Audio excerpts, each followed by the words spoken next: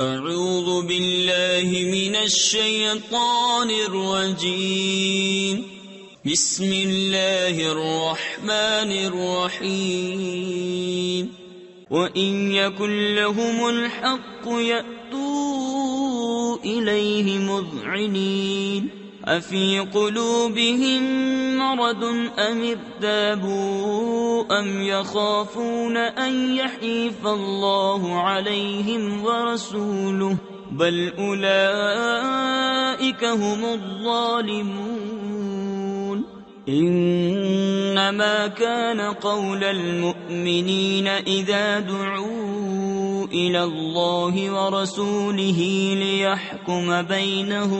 ليحكم بينهم ان يقولوا سمعنا واطعنا واولئك هم المفلحون۔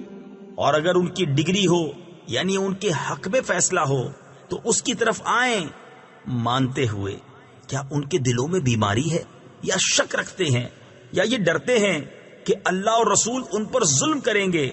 بلکہ وہ خود ہی ظالم ہیں۔ مسلمانوں کی بات تو یہی ہے جب اللہ اور رسول کی طرف بلائے جائیں کہ رسول ان میں فیصلہ فرمائیں تو عرض کریں ہم نے سنا اور حکم مانا، اور یہی لوگ مراد کو پہنچے۔ صدق اللہ العظیم۔